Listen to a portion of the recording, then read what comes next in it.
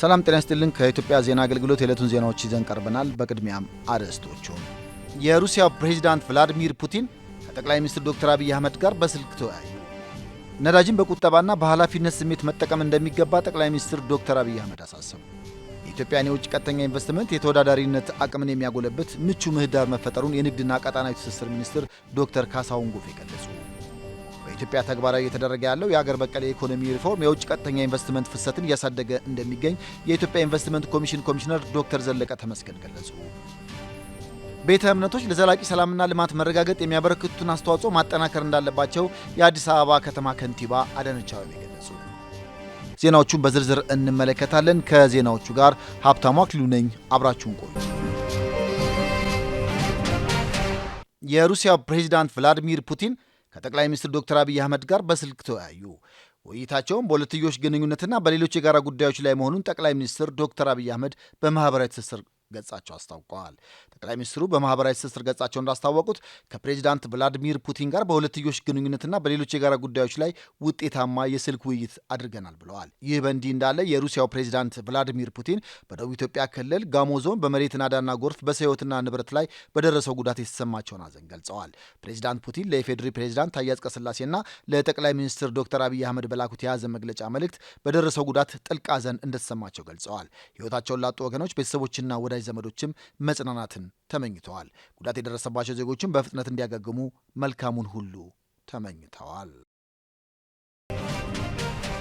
ነዳጅን በቁጠባ ለመሰረታዊ ነገሮች ቅድሚያ በመስጠት በኃላፊነት ስሜት መጠቀም እንደሚገባ ጠቅላይ ሚኒስትር ዶክተር አብይ አህመድ አሳሰቡ።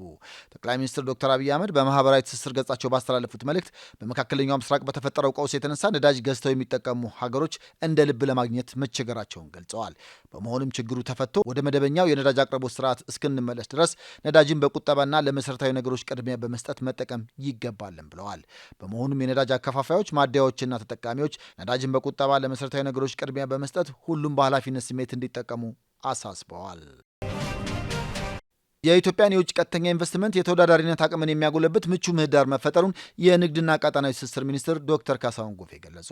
የኢትዮጵያ ዜና አገልግሎት ከኢትዮጵያ ኢንቨስትመንት ኮሚሽን ጋር በመተባበር ኢትዮጵያ አዲሲቷ የኢንቨስትመንት መዳረሻ በሚል መሪ ሀሳብ የምክክር መድረክ አካሂደዋል። ሚኒስትሩ እንዳሉት የኢትዮጵያን የብዝሃ ኢኮኖሚ ስርዓት በኢንቨስትመንት ምህዳሩ ላይ ከፍተኛ መነቃቃት በመፍጠር ጠንካራና ዘላቂ ልማትና እድገት እንዲመዘገብ እያስቻለ ነው ብለዋል። የብዝሃ የኢኮኖሚ ስርዓት ውጤታማነቱም ኢትዮጵያን የአፍሪካ ባለግዙፍ የኢኮኖሚ ባለቤት እያደረጋት እንደሚገኝ አስረድተዋል። የኢትዮጵያ የዓለም የንግድ ድርጅት አባልነት በወሳኝ ምዕራፍ መገኘትና የጂኦፖለቲካዊ አመቺነት የኢንቨስትመንት ስበትን በማሳደግ ከፍተኛ አስተዋጽኦ እንዳለውም አንስተዋል። በተጨማሪም አንጋፋ የኢትዮጵያ አየር መንገድም የኢትዮጵያን ምርቶች ለዓለም ገበያ በማቅረብ ወሳኝ ሚና እንዳለውም አንስተዋል።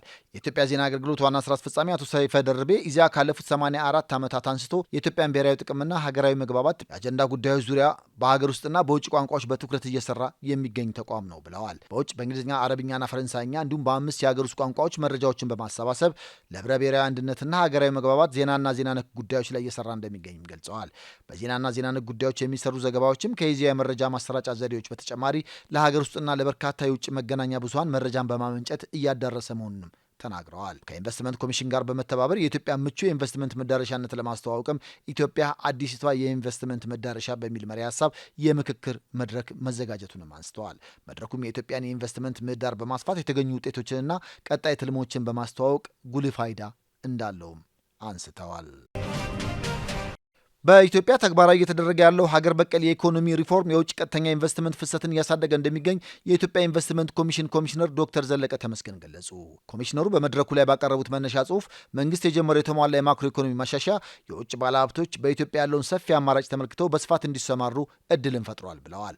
ማሻሻያው የውጭ ቀጥተኛ ኢንቨስትመንት እንዲሳብባቸው ተለይቶ በተቀመጡ 5 ቁልፍ የኢኮኖሚ ዘርፎች ላይ ትልቅ መነቃቃትን መፍጠሩን ተናግረዋል። በዚህም አዳዲስ ባለሀብቶች መግባታቸው ለስራ እድል ፈጠራና ለቴክኖሎጂ ሽግግር ከፍተኛ ፋይዳ እያበረከተ እንደሚገኝም ነው የገለጹት። ሪፎርሙ በተለያዩ ዘርፎች ላይ ተጨባጭ ለውጥ ማምጣቱን ጠቁመው የሀገሪቱን የተፈጥሮ ሀብት በቴክኖሎጂ በማልማት ምርታማነትን ማሳደግ መቻሉንም ገልጸዋል።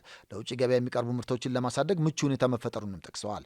በቱሪዝም፣ አይሲቲና ዲጂታል ኢኮኖሚ ዘርፎች መንግስት ባስቀመጠው አቅጣጫ መሰረት ዘመናዊና ዲጂታል ኢኮኖሚን በመገንባት ኢንቨስትመንትን የመሳብ ስራ እየተከናወነ ነው ብለዋል።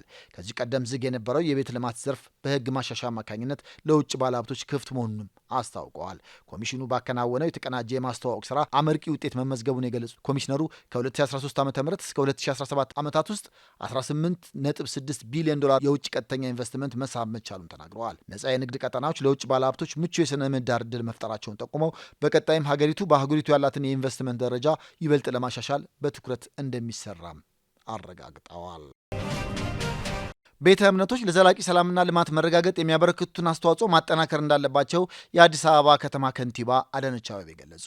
የአዲስ አበባ ከተማ አስተዳደር የሃይማኖት ተቋማት በመደመር መንግስት እይታ በሚል መሪ ሀሳብ ከኢትዮጵያ ኦርቶዶክስ ተዋሕዶ ቤተክርስቲያን የሃይማኖት አባቶችና ምዕመናን ጋር የውይይት መድረክ አካሂደዋል።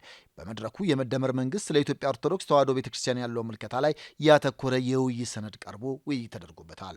የአዲስ አበባ ከተማ ከንቲባ አዳነች አቤቤ በዚህ ወቅት የኢትዮጵያ ኦርቶዶክስ ተዋሕዶ ቤተክርስቲያን በሀገረ መንግስት ግንባታ ውስጥ የማይተካ ሚና መጫወቷን ገልጸዋል። እንዲሁም ትውልድን በመቅረጽ ቅርስና ታሪኮችን ጠብቃ ማቆየቷን ተናግረዋል። የመደመር መንግስት ለዚህ እውቅና እንደሚሰጥ ገልጸው እነዚህ ተግባራት ተጠናክረው እንደሚቀጥሉም ጠቁመዋል። የቤተ እምነቶች ትልቁ ኃላፊነት የሰላም አምባሳደርነት መሆኑን ገልጸው ለዘላቂ ሰላምና ልማት መረጋገጥ የሚያበረክቱትን አስተዋጽኦ ማጠናከር እንዳለባቸውም አመላክተዋል። እምነትን ሽፋን ያደረጉ ህገወጥ ድርጊቶችን በጋራ መከላከል እንደሚገባ ጠቁመው የማምለኪያ ስፍራዎችን በተመለከተም ችግሮችን በመፈተሽ በፍትሐዊነት ተገቢው ምላሽ እንደሚሰጥም አረጋግጠዋል። የአዲስ አበባ ምክትል ከንቲባና የኢንዱስትሪ ልማት ቢሮ ኃላፊ ጃንጥራር አባይ በበኩላቸው ባለፉት የለውጥ ዓመታት ተጨባጭ ስራዎች መሰራታቸውን ገልጸዋል። ከኢትዮጵያ ኦርቶዶክስ ተዋሕዶ ቤተክርስቲያን የሚቀርቡ ጥያቄዎችን ለመፍታት በርካታ ስራዎች መሰራታቸውንም ጠቁመዋል። ዜናዎቹ ጋር ሀብታሙ አክሊሉ ነበርኩኝ። ሰላም።